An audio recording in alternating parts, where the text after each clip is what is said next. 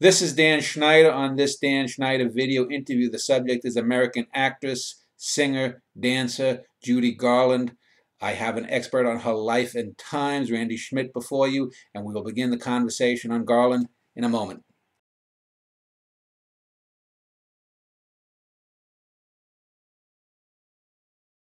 I'm speaking with Randy Schmidt. He's written a book about the life and times of Judy Garland. Actually, it's a book of interviews with Judy Garland. I like to just give the people I interview a few minutes to talk a little bit about themselves. So if you could tell a brief biography and what got you interested in the life and times of Garland. Sure. I've been a fan of Judy Garland since I was probably 4 years old, and like most people, was introduced to her as Dorothy in The Wizard of Oz. And um, at the time I was 4 years old, of course, I didn't realize that she was an actress with all of these other movies and the concert career and the recording history that she had. I just thought of her as this character, this all-American girl, Dorothy in The Wizard of Oz. And around the time I was probably 6 years old or so, I started to realize that she was, she was more than just that one role. And I realized that she had an entire career that I could explore and find out more about her. And so I did. Of course, I think the second film I watched of hers was either Meet Me in St. Louis or A Star Is Born. But I was very interested to learn all that I could about her, and over the next few years began to collect memorabilia and collect information about her. I was reading lots of books about her life, and so that interest just grew over the years after that. And so I am now an elementary music teacher. I teach kindergarten through fifth grade general music and have been for about 19 years now. So that's my day job, and I sort of moonlight as a research and writer, and have done that for the last, I guess you could say, probably 10 years or so. My first book, or at least the most well-known first book that came out, was about a biography of the singer Karen Carpenter. And that book did extremely well and was a New York Times Editor's Choice and a Wall Street Journal bestseller. And it's thanks to that book that I was asked by my publisher to do this book on Judy Garland, which came out in 2014. Judy Garland on Judy Garland, Interviews and Encounters is the title. So is this a recounting of interviews that she did with other people? Exactly. From her very first radio show after signing with MGM back in 1935, all the way through to her last known interview. It's a transcript of a radio interview she did for Radio Denmark in 1969, just shortly before her death. And everything in between is arranged chronologically, and there are things that came from old movie fan magazines, the motion picture magazines, Hollywood Magazine, Photoplay, things like that. Transcriptions of television interviews, her conversations with Jack Parr on the Jack Parr program in '62, and everything in between. It's something that can be read individually and enjoyed piece by piece, but if you read it start to finish, it's kind of like a progressive autobiography, if you will. Yeah, it's interesting. I think Karen Carpenter, along with Garland, is probably two of the top 3 or 4 American singers of the 20th century. Both of them had great voices. I do think Garland was probably a little bit better. I think she had a bit more range. But let's talk a little bit about the background of who Judy Garland was. Famously, she was born Frances Gumm and the Gumm sisters, and I guess she was one of those child prodigies of Hollywood, like Shirley Temple, and then I think Deanna Durbin, and the sisters sort of fell away. Was she the victim of what has now been called sort of a Hollywood mom or a Little League mom?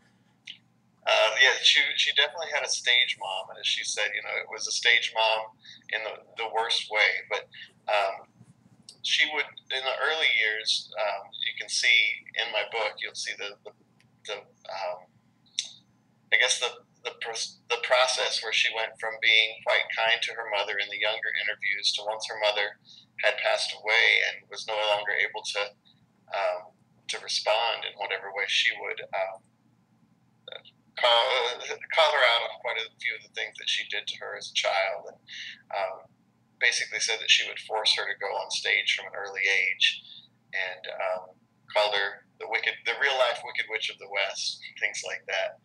But her mother was definitely, she was a talented enough person that she was a pianist herself, and I think she lived a lot of her own goals that she never achieved in her life through her daughters, and especially through Judy, since she was the most talented of the three. Yeah, I was this past weekend watched the Harvey Girls, and there's a DVD commentary with the director George Sidney, who talks about the first time that he met Garland and her mother, and basically he makes the same point that he saw her amongst the sisters and said, no, no, the little one, we want the little one, the others can sit down. And so I know she was sort of groomed in the 1930s before The Wizard of Oz made her Judy Garland that we knew for the next 30 years. You know, she did the series of the Andy Hardy comedies. Did, I guess, little supporting roles. Was there ever a film that she just straight up acted at any point in her career, or was she always singing in all of her films? Up until 1945, it was all singing roles, and usually she was featured in that way somehow. Her first dramatic role, just strictly dramatic role, was in 1945 with The Clock, opposite. Now his name's escaping me. Let me look it up here. Was directed by her future husband, and Robert Walker was the. Robert Walker, thank you. I was forgetting his last name for a moment. So that was her first film that wasn't there was no singing at all. Huh. And later on in her life, she did some other non-singing roles, and most notably the one that she was the last time she was nominated for an Academy Award was when she was nominated for Judgment at Nuremberg, the Stanley Kramer film. And so those two are notably non-singing roles for Judy. Yeah, my wife is a huge Garland fan, and over the years she's watched all of those Andy Hardy films and some of the other stuff from the 30s. And I sort of cringed at them because, you know, for me, Garland was, you know, when they called her the greatest entertainer in the world, I mean, she could do it all. I mean, she wasn't someone like Marilyn Monroe, who I think was one of the great no talents of Hollywood. Judy Garland could do everything. And yet you can see in the way she was cast, she was always cast as either the chubby girl or the ugly girl or the girl that everyone overlooked in these early films. Right.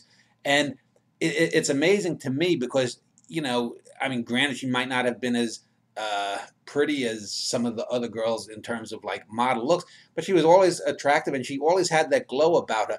What do you think? Do you think that those early films, at least the onstage roles as well as what might have gone on in the studio, to what degree do you think they contributed to her later alcoholism and drug problems and self-esteem issues?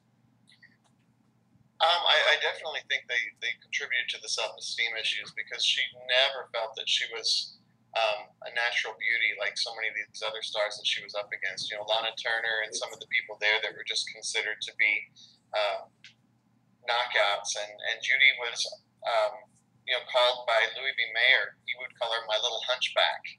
And so she was never really praised by the studio or those that were kind of in authority figure roles around her. She was never really complimented for her physical appearance because she was not quite the usual or the norm of what they thought of as a beauty. You know, she was 4'11" even at her adult height, and these other women were all legs. And I think, I mean, you look at these photos of Judy in the 1940s, and she's just as gorgeous as any of them, maybe even more so. And then pair that with the talent, it's really shocking that she would get stuck with this idea that she wasn't somehow beautiful. Yeah, my idea to do the show came, there's a lot of these new sub channels that have come up in the last 5 or 6 years. There's a sub-channel called Get TV, and they're rerunning Right. the Judy Garland TV shows every Monday night. So my wife and I had started watching them, and you see Judy really at the end of her life there, but even there, she still has this glow. So that's one of the reasons I wanted to do the show. One of the things with her that I've always sort of gritted my teeth is I've never been a big fan of Mickey Rooney. When I look at some of those 1930s films that my wife likes and enjoys for their kind of kitsch value, uh, the only thing in those films that really has, I think, an immemorial quality is Garland's singing and her presence in them. Um, uh, uh, Aside from some of the racial stereotypes that you'll see in those types of films and some of the sort of bigoted attitudes, uh, a lot of the acting seems over the top and hammy. The comedy seems forced. Um, was Garland happy in those roles? And leading into her first, I guess, major role as in The Wizard of Oz, which I know she wasn't like the first choice, but was she glad to get out of that sidekick kind of role? I think so. I think she was looking for that thing that would send her on to the next plateau, you might say. She had played the side gig for Mickey and for several other actors so many times over the years. This, I think, she saw it as her chance to really make something of herself, and I think she realized there was a huge responsibility on her shoulders to carry the film too, because she knew that MGM was putting something like $3 million toward this, and that rested on how she would do with that. And she was really, to a lot of people, still a no name before Wizard of Oz. And so I think that she really saw that there was potential there, but it scared her as well. When you read some of the things that she said at the time and what the responsibility was for her to carry that film. Well, let's talk about Oz, and I don't want to spend too much time because there's a lot of information about The Sure. Wizard of Oz all over the internet and elsewhere. But just to spend a couple of minutes to speak on it, was it true that Shirley Temple was the first choice? And speaking of talent levels, I mean, it's obvious Shirley Temple was a gifted child actress, but she didn't really have anything to sustain her. So, I mean, was Garland the second, or was she the fifth or sixth choice? Actually, Judy was the first She choice, was? and then it was after they started talking about box office and if she was going to have enough power to carry that kind of a role. That's when they started thinking budget wise and money wise, and looking at somebody that they knew for sure would sell the film, and somebody like Shirley Temple. That's when Shirley Temple came to mind for it. It was really brought to MGM as a vehicle for Judy, Huh. and the people who brought it to Louis B. Mayer's attention wanted to feature her, but everybody got kind of cold feet at some point, thinking, if we pour this kind of money into it and then have this person who's really not a name to be starring in it, are we going to recoup our expenditures here? And that's where Shirley Temple came in. But they did a vocal test with her and found out vocally, of course, she was nowhere in Judy's realm, but also that she just really couldn't carry it with the type of songs that they were looking for. Yeah, I was in doing some research over the last few days just to talk about it. I saw some clips online where sort of documentaries, behind the scenes stuff, where some of the guys like Ray Bolger and the other guys who played the supporting characters apparently were not too high on her. Was that true? Or is this just Hollywood gossip? Because the film works so well as an entertainment. I mean, now even almost 80 years on, it's still the kind of thing that a kid can watch, and it has a freshness to it. Right. So, what you saw, you felt that the other actors didn't have. Well, no, it was reported. It was reported from. I guess it was maybe a Turner documentary, one of these things that I saw in the last few days, where they said that Bolger and the other fellows, the Cowardly Lion, what's his name, Haley, and Jack Haley was the Tin Man. Burt oh, Lauer. okay, yeah, that they sort of kind of resented the fact that this young girl was the star vehicle when they had paid their dues, kind of thing, I haven't heard much to that effect. I think that they were all completely taken with her, and I mean, it's obvious that she's the star of the story, Yeah. and so it wouldn't make sense for any of their characters to be above her. So yeah, I really haven't heard much to that effect. Well, was this the real star-making vehicle? Because now we look back at it, it's an enduring kind of classic. But I know it came out in the so-called magical year '39, along with Gone with the Wind and a number of other Hollywood, at least, classics. Or was this something that, like, It's a Wonderful Life, only became a classic years later? Did this make her Judy Garland then? It was popular then, and then she was set after that. I don't think anybody really thought that this is going to be a movie that they're still going to be watching and celebrating, 75 or 80 years later. And of course, as we know now, it'll probably be hundreds of years now that we're going to be celebrating this film. Yeah. But it was known pretty immediately that this was a big deal once it was released, and the response was immediate, and she quickly became the big box office name for the early 1940s. Well, the reason I ask is because I see that she did a couple of Andy Hardy's afterwards. And what was the next major film that was, say, a major star vehicle where her name might have been above the title after Wizard of Oz? Right. Well, after that, immediately after that, and it came out while there was still a lot of buzz for the Wizard of Oz, came Babes in Arms. Of Yeah. course, not an Andy Hardy thing, but next, she was starring next to Mickey Rooney again. And then we had several other Mickey Judy pairings, Strike Up the Band, and things like that. But her next really, really big one, and I think the one where she was finally cast as a young woman and considered more of an adult, was Presenting Lily Mars. Uh-huh. And that was really one of the first to show her as a glamorous woman versus this little girl, because she kind of went from Wizard of Oz, and she still was being cast in those little girl roles and or the teenage roles. And she really wanted to establish herself as an adult actress and something a little more serious than Mickey Rooney's sidekick. Yeah, and then Meet Me in St. Louis, or Meet Me in St. Louis, as the film calls it. That was another big sort of milestone musical. I know my wife enjoys that one. And then we have other ones, Ziegfeld Follies, the Harvey Girls that I had seen. Most of the '40s, I guess, was back still doing a lot of the musicals. Did she ever get tired of doing those roles? I mean, you mentioned how she'd broken out with some of the dramatic stuff, but I would have to imagine that she wanted to maybe be in a film noir, perhaps. Be what's her name? Play opposite of Bogart, or someone like that. What was her relationship to the musicals? Did she ever sort of get sick and tired of doing them?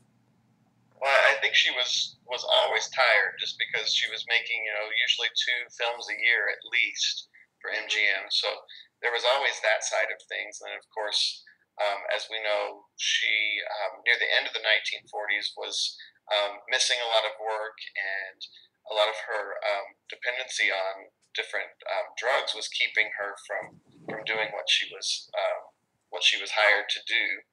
Um, but I think that for the most part, she enjoyed the roles that she had, and she worked with a lot of really wonderful people. I mean, after she, of course, worked with Mickey, which she loved to do, but she also went on and began to work with people along the lines of Gene Kelly and Fred Astaire. So she was working with the best in the business, and I think she enjoyed getting to dance and sing with those people.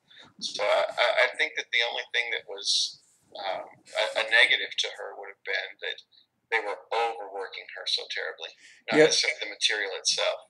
Yeah, we think of her simply as a film star. When did she start doing like stage performances? Was she ever like just touring around the country in the '40s that early, like doing singing at clubs and whatnot?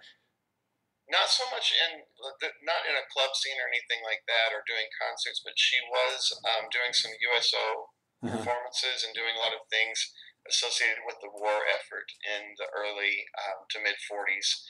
And um, she really didn't start the concert part of her life until after leaving MGM in 1950. Mm-hmm. During the late 40s and then the early 50s, she had, I guess she was married to Vincente Minnelli first, and I guess was not the best of marriages. He was a closeted homosexual, and they had Liza Minnelli, and then I guess a few years later they broke up, and she married Sid Luft and had Lorna and Joey Luft. And I just looking at her filmography, it looks like she was off for a few years from 50 to 54. I'm assuming that's when Lorna and Joey were born in her second marriage, and she I guess retreated from Hollywood for a while. Well, in 1950, there had been so many issues between her and MGM, and they had fired her for different projects and several others that she had just walked off from, and it was a very strained relationship. And so in 1950, shortly after she had filmed Summer Stock with Gene Kelly, she and MGM parted company at that point. She was only 28, but she was really considered at that point to be unhireable. Nobody wanted to work with her because they had heard so many rumors about her being difficult and being a no-show so often on the set. And so 1950 is when she had to really kind of start rebuilding her life and career because she was let go from MGM at that point.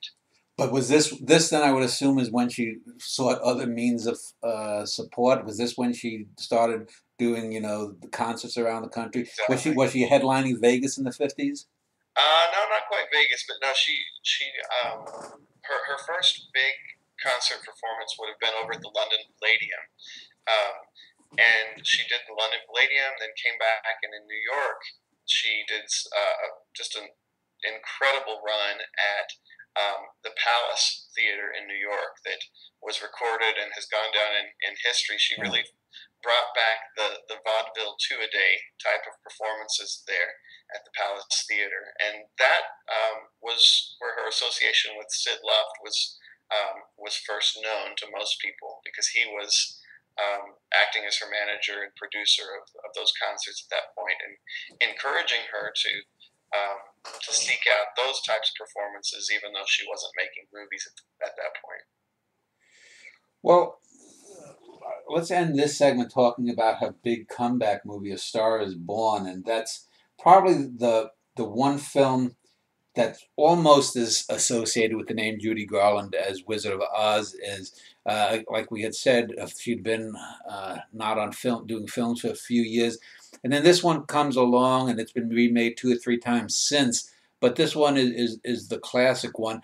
Was she the original person cast for the role? I think I might have read somewhere, but I think I'm wrong. That was she involved in the production of that film as well? She was. It was Okay. actually a project that she and Sid Luft brought to Warner Brothers. It was an idea that she had early on, back when she was at MGM, and they didn't go for it.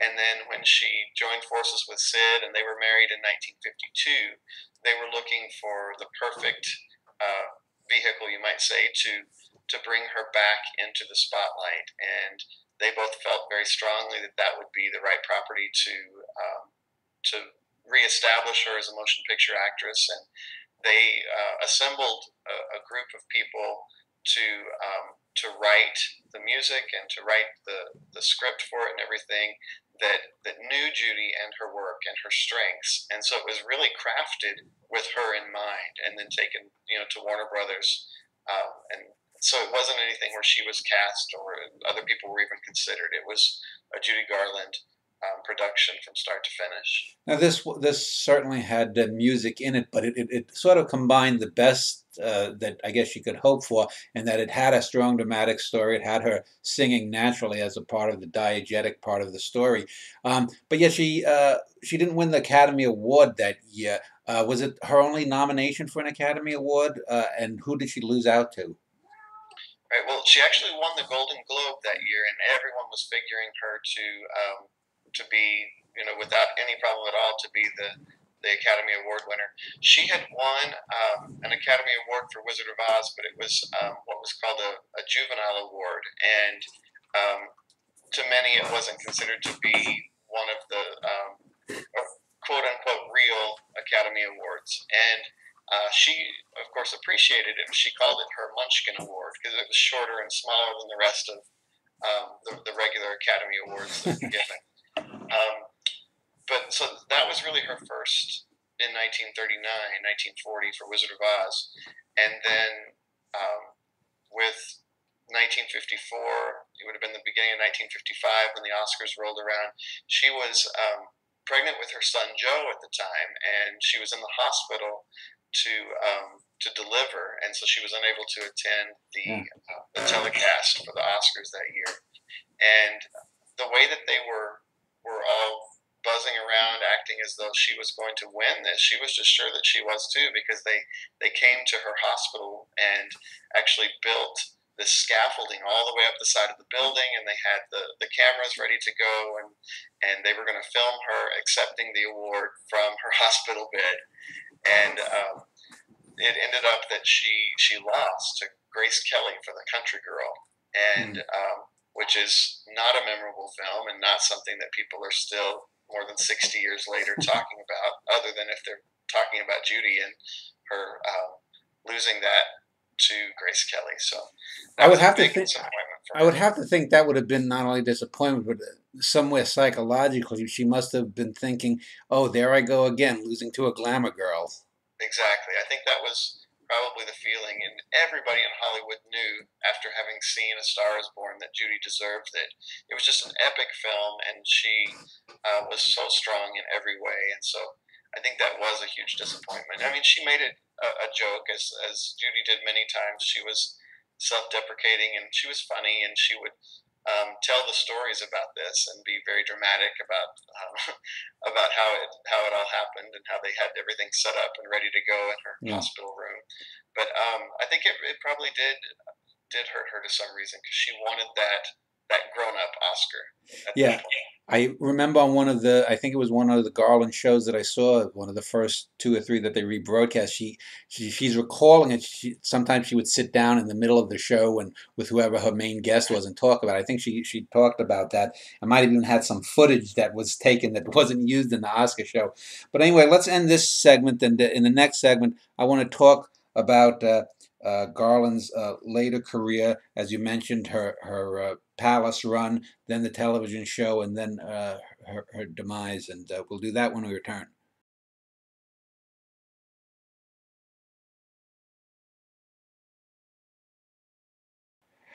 Well, in speaking of Garland's film roles, after A Star Is Born, the only film, I guess, of real consequence that I can see was, as you say, Judgment at Nuremberg. But that was one of those sort of all-star Hollywood productions where Judy Garland was one of 15 or 20 big-name stars in an important, serious kind of film that the late 50s and early 60s were famous for.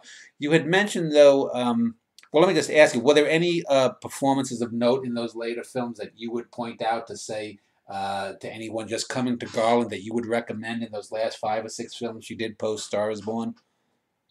I think the definite standout of those would be I Could Go On Singing, which was her last film, and she filmed it in London. It was autobiographical in some ways, and you see a lot of who I think Judy was as a person in that role when she's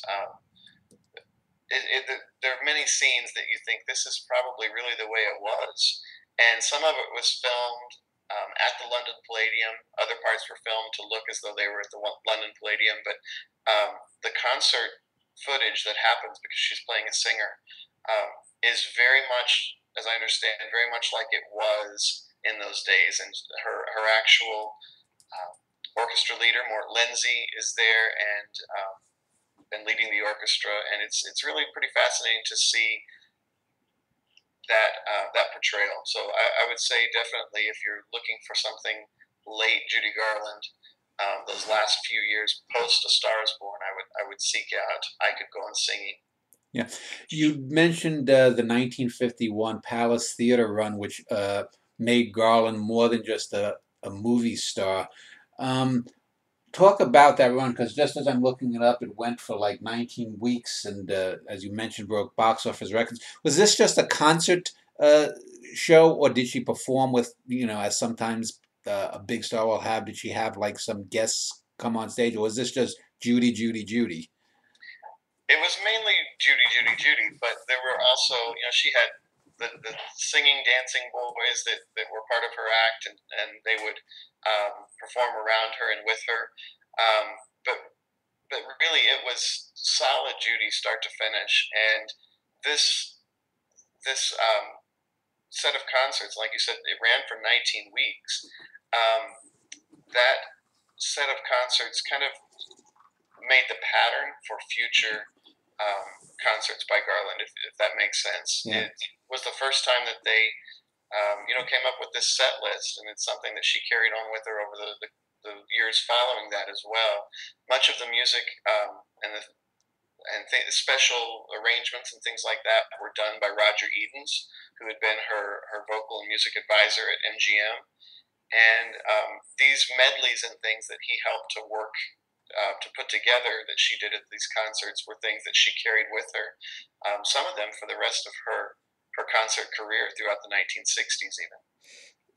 She was also someone who went around the world, performed a lot of places. How was Garland perceived or received outside of America? Better or worse, or about the same? Still just Garland? I would say about the same, if not more so. I think there was a huge following for her in England, and she really considered London to be her home away from home. It was a place that she loved very much, and she even moved and lived there for a period of time. So there was definitely a huge following there. Australia, it was there really wasn't anywhere that she wasn't well known and wasn't well received. The only time that there are instances that maybe it was a negative response was perhaps in response to a late showing or something like that, where people had to end up waiting on her to appear. But when you look, she had a reputation for being, especially in the 1960s, being undependable or unreliable. But when you look at a career of someone who's performed well over 1,000 concerts by the end of her life,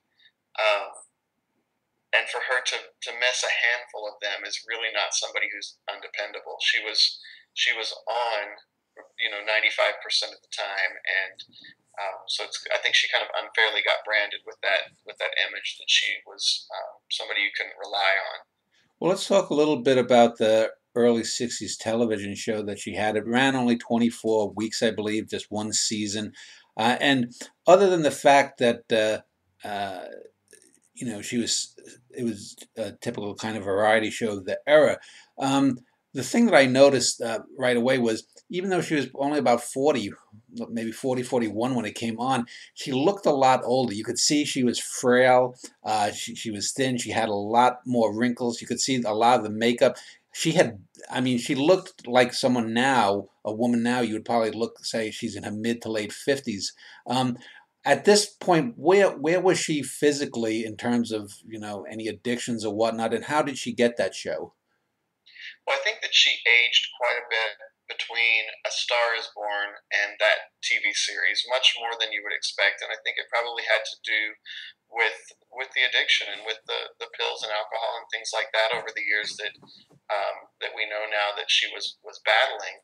But yeah, she looked to be at least 10 years older than most other women her age, I think. So that show came about. It was another thing. Sid Luft was involved around that time, although they weren't necessarily. They were on again, off again, and even though they'd been married for a number of years, their relationship was pretty rocky. And but he was involved with that program, not in the initial negotiations because they were separated at that time, but he very quickly came back on the scene. I think that CBS and those who were advising Judy whenever she first got this deal with CBS didn't feel that it would be the best for her reputation if she were, going through a divorce and known to be separating and all of that stuff that was going on in her private life. So she and Sid reconciled long enough to kind of jump back in and have him working on that series some as well with her. I know the show in reading up about it, got some rocky reviews at first. I think Dick Van Dyke's younger brother Jerry was on the first 5 or 6 shows, and he got panned. And then they sort of focused it just basically Judy and some guests. Some of the shows I saw with like Vic Damone and Lena Horne were some fantastic duos. The interesting thing I found too is, and maybe you can speak to this, and I guess I'll expand it out. Judy has always been a gay icon. And one of the things I noticed on the show is how comfortable she seemed on stage with a lot of the black performers of the era that came on her show. I mean, you can see her actually holding the hands fondly of Lena Horne, for example, at a time when that would seem verboten, that, a white person of her stature would show affection in that way for a black person. Talk a little bit about, if you would, Garland's uh, ideas. I mean, she as progressive as some people have tried to make her in terms of this, like I said, a gay icon and being friendly with a lot of the black performers of the era.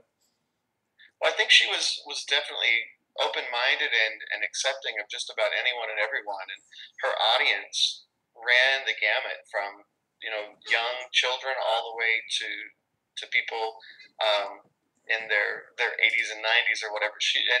And that's the thing about her talent. I think it reaches every age, every race. There are really no divisive or dividing things about who she reaches, and I think she knew that. And early on, a lot of the comments in her interviews and things like that, she was talking about that everyone, talking about the definition of what an American was. I remember there's a particular quote that's in my book where she talks about that whether you're Christian or Jewish or black or white or any race or color or religion, that we're all Americans. And she was a very inclusive person in that way. As far as the gay crowd goes, she would joke sometimes that she thought the same two men were following her from city to city, and then she realized that there were more than just one couple. But I think that she saw that the gay population, especially gay men, were relating to her in some way and felt a connection and a kindredship. And I think that she kind of had a special relationship in that way. And she worked with a number of gay men over the years, and I don't think that she gave it a second thought. And sometimes she was asked, almost in a derogatory way, what she thought of the fact that she had this gay following, and she would very quickly, shut them down. And I believe the quote is, "I sing for people." And I think that goes a long way to say that she saw everybody equally in that way. And so it makes sense too with somebody like Lena Horne, that she wouldn't give it a second thought to be hugging and grasping her arm and things like she did when they were performing. Now, I think CBS was a little uneasy about that, Yeah. and also felt that she touched her guests too much. That she was a very physical person, and that she would grab hold of them while they were singing and tug at their arm, and she was very, very close and open, and CBS thought that was too much, and that made the audience uncomfortable. And she, of course, said, I touch people. That's what I do, and both physically and emotionally. And I think that was just an outreach of who she was as a singer. Yeah, the thing that I noticed the most about the Garland shows that I've seen is the best moments seem to be when Judy is just sort of ad-libbing with some of her guests, and she's talking about her past, or they have her do a thing where she's looking through an old locker or something. And if you compare it to some of the stuff from that era that I remember as a boy, and also having seen some other variety shows that Get TV has done, like Dionne Warwick had a special on with Burt Bacharach, some of the other shows like that, is those unscripted moments seem to be the nugget of what made that show, if not a rating success, people still talking about it decades later. Um, Let me just ask you too, because we mentioned Judy's alcoholism and drug use, but I think it's pretty obvious she was probably bulimic or anorexic. We would diagnose her today, and I know I've read stuff about. I guess it was Louis B. Mayo giving her pills to make her vomit, and the insults about weight or whatnot, even though she was 4'11", probably no more than 120 at her heaviest. Um, to what degree do you think the eating disorders, along with, do you think they were as deleterious to her health as the addictions? I think it was, speaking of eating disorders, when we talk about, like, I mentioned the Karen Carpenter book that I've done. Oh yeah. I think that Judy and Karen were very different in what may have caused that. In the way that Karen's was an emotional disorder and probably stemmed from family relationships and different things like that. I think with Judy, it wasn't necessarily something where you would say that she was anorexic or was bulimic necessarily, but she may have gone through some of the same motions that women with those disorders did. Now, it was an unheard of thing even at the time that Karen Carpenter died in 1983. People didn't know the words anorexia nervosa until her death kind of put the spotlight on that. So to think of that back, many, many years before that, even back when Judy was well known, it was nowhere even on the realm of possibilities that they didn't have a name for it or anything like that. So I think most of hers was the diet pills and things that they had her on in the early days at MGM, and they had her on so many uppers to keep her going during the day, and then downers at night, and she was constantly on pills. And Benzedrine was the thing that was, nobody knew what the dangers of it was back then, and she was taking that religiously, and there was definitely a Dr. Feelgood type of personality at MGM, and then not just one, but many doctors who were prescribing these things for her and the other actors to keep them up and maintaining this ungodly schedule that they had them on. So I think that's where Judy's addiction and the weight loss came from. I don't know that it was so much as a lot of women who might have anorexia have an emotional disorder attached to that. I think hers was the pressure from the studio to stay thin. Yeah, it seemed to me, from what I know, since you're comparing Carpenter and Garland, that Carpenter, like you said, probably had issues that went back to her family life, and that's where it stemmed from. Whereas Garland seemed to be so relentlessly the product of the machine, the Hollywood machine, the MGM machine, that it probably came more from the outside than anything. They probably just wore her down over the years. Right, and then by the time they let her go in 1950, she was well into the throes of the addiction, and they sent her on her way, and she had to deal with what was left.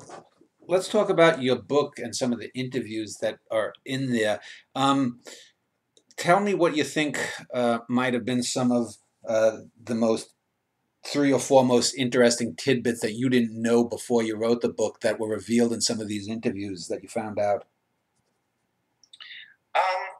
There weren't a lot of huge surprises as far as her story goes, and things that were necessarily revealed that had never been revealed. But overall, I think what surprised me the most was that she was so optimistic, and people see her as such a tragic figure, and she refuted that every time there was an opportunity to do so. And she seemed to have a wonderful outlook on life, and she was a good mother, and I think that she wanted people to see her as something more than this tragic figure that at some point she had been given this title over the years. And everybody seemed to want to see her fail and then come back, and then fail and come back, and that was the image that she had.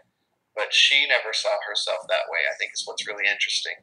And her daughter Lorna has recently been in touch with me after having seen the book, and she really enjoyed the book and thought that it was her mother's voice in many ways, because she never saw her mother as a tragic figure. She said Judy never saw herself as tragic. And yes, as Lorna said, that tragic things happened to her mother. There were tragedies in her life, but that she herself was not a tragedy, and she never saw herself in that way. Looking back to her mother, and then the studio machine, and then uh, uh, the networks, and even I guess maybe if you look at her love life, at least the first two husbands, she was only married twice, right? To Luft and to Manelli. Oh, no, she No, was actually married five she times. was okay. Yeah. Okay, so did she ever find a reliable, dependable guy, or what? Because from what I've read of both Manelli and Luft, is that they sort of looked at her as a product too, for the films or for their own benefit. Was she one of these people who would be termed now, do you think, a codependent? Absolutely. I think she had such a wonder. You know, I was mentioning she had a great outlook on life. She was most happy when she was in a relationship and very often being cared for by a man. So I think that she felt like she had to be with somebody to that was where her self-worth came from in some ways instead, which is such a shame because she could have done so much more if she had gone out on her own and done things without depending upon these men.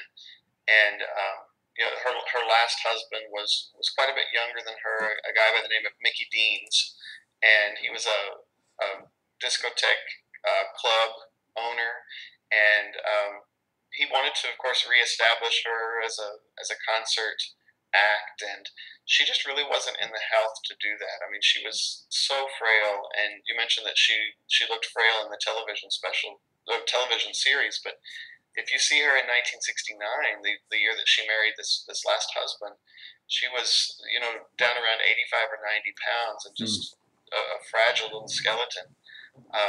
She was really in no physical or probably mental shape to be concertizing around the world as she was doing. And she really wasn't making much money from these concerts, just enough to maybe get on to the next city. And um, she never really saw the rewards of her talent in that way. Yeah. Let's talk just about her death to wrap up this segment, and then we'll close the interview talking about her legacy and some closing remarks. Now she died in what was it, 69, and it was there ever any thought that it was a suicide, or was it just an accidental overdose? What were the circumstances of her death? I'm sure that with the image that she had at that time and kind of the unreliability that a lot of people thought about her, I'm sure that suicide was um, an immediate response for a lot of people, but it was very quickly denied and found out that it was accidental, that her overdose was an accident. So, but yeah, I think it was probably with her track record on some of those kinds of things, and there have been so many hospitalizations and overdoses and different suicide attempts, usually just for attention. Hmm. But I think that all of that probably played into some people feeling that it was probably intentional. And she did have cirrhosis. I'm reading when they did the autopsy, they found that she had cirrhosis of the liver, so she may have died a few years later on had this not happened. Right? She was terribly ill back in 1959, 1960, and had hepatitis pretty bad Mm. around that time, and that's when I think that people were first talking about the whole cirrhosis issue. She was hospitalized for a number of weeks in New York's Manhattan, Doctors Hospital in Manhattan, and incidentally, that was around the time that she started working on her autobiography, which some of that material has made it into this particular book because it was never realized. Okay, well, let's end this segment, and we'll come back. We'll end the show. We'll talk a little bit about the legacy of Garland going on almost 50 years, and also give you a chance to wrap up your thoughts. We'll do that when we return.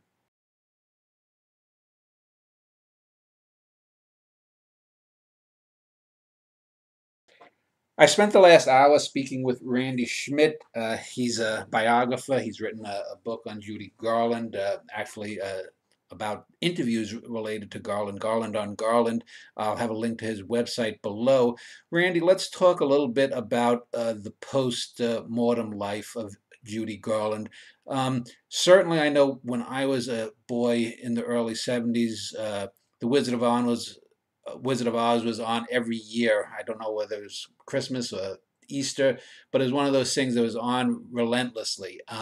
And Judy Garland was, you know, growing up. I know I thought, oh, she must still be alive.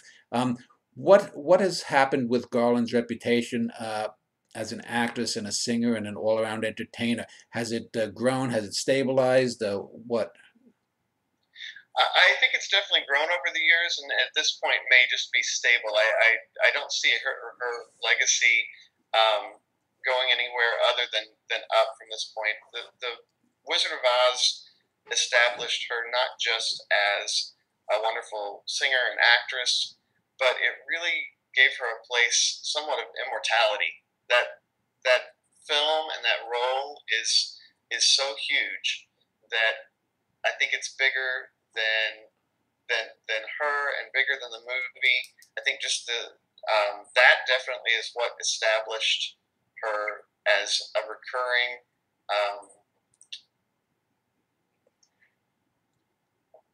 really an icon. That's that iconic role that did it for her. As wonderful as The Star Is Born and Meet Me in St. Louis and some of these other films are, it was Wizard of Oz that she'll forever be remembered for. And as you mentioned, the annual airing of The Wizard of Oz that would go on, that started in 1956, actually.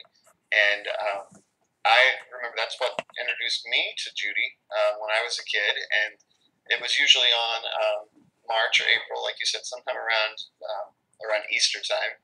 And every year, I can remember the build up of kids getting ready for that movie to come on, because it wasn't like how it is now where you can pop in the DVD or Blu-ray or whatever and watch it on command. It was, you had that one shot and it wouldn't be on for another year. So everybody would talk at school as it was getting ready to come on. Are you going to watch it? Yeah, are you going to watch it? Or I'll come over to your house and we'll make a big night of it. And there was that momentum, I think, that was always kind of building in each generation. And everybody loved watching that film. I think now the magic is the same. Like I think that the film is magical no matter what age, what generation. We just don't have that same anticipation waiting for it because it is so readily available. Yeah. But I think the magic is the same. I think what her performance and what that movie does for children is the same, no matter if it's 1939, 1989, or 50 years from now. I think it will still be touching future generations. Yeah, it's definitely one of those event movies like the Ten Commandments and whatnot back in the day. Just a last question before I close and give you a couple of minutes just to give you final thoughts. Are there any lost records or lost recordings out there that you know of that people, because oftentimes you hear, they found a new Beatles track or this, that. Do you think that there's anything in the vaults of recordings of concerts, like Judy did a concert in '57 in Brisbane or something, that's going to come out that might revive interest that you know of? Well, I think that's happening already. There are probably going to be things that'll be revealed in coming years or whatever, but there are some archivists over the last few years. One particular that comes to mind, a guy named Lawrence Schulman, who has pulled a lot of these things and spruced them up and got them ready for release. Some of them are called the lost tracks, and they go all the way back to early Gum Sister recordings from her and her sisters.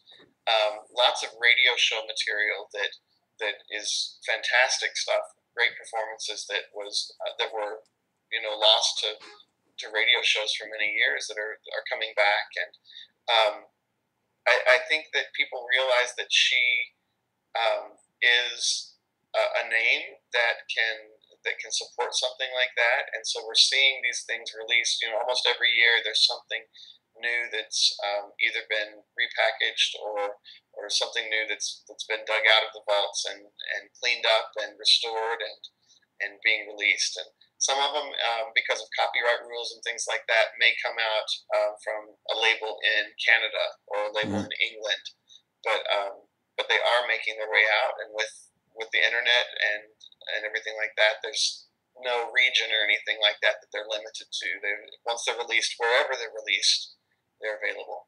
Well, if you could take just a minute or two to summarize your thoughts and also maybe recommend, other than A Star is Born and Wizard of Oz, one or two other Garland features that you would recommend to someone just coming to her canon, and summarize your thoughts as well. Sure. Well, I think that someone just getting into Judy after the Wizard of Oz, as I mentioned before, my first thing after that I think was A Star Is Born. Meet Me in St. Louis, which we've mentioned. Easter Parade is another on the list that her and Fred Astaire. That's a really important film. In the Good Old Summertime with Van Johnson, came around 1949. Another favorite of mine was her last film for MGM, which was Summer Stock with Gene Kelly. A lot of people know her performance from that of Get Happy. Yeah. And I think any of those would maybe be, not in any certain order, but any of those would be my next recommendations. And, I think that because of The Wizard of Oz, her legacy will live on. And one of the projects that I'm working on right now and hope to see realized over the next year or so is a children's book.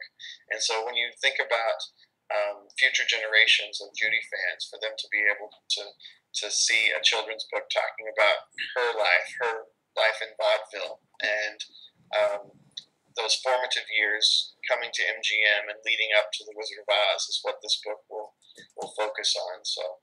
Yeah, it's interesting you mentioned vaudeville, because in a certain sense, Judy Garland to me seems so modern, but yet she did start out in vaudeville. She did go back that far. Well, thank you. RandyLSchmidt.com is Randy's website. You can find out more about his book, Judy Garland on Judy Garland, and also his Karen Carpenter book there. I want to thank you for taking the time to speak to me about Judy Garland, and it was a good conversation, so thank you. My pleasure. Thank you so much.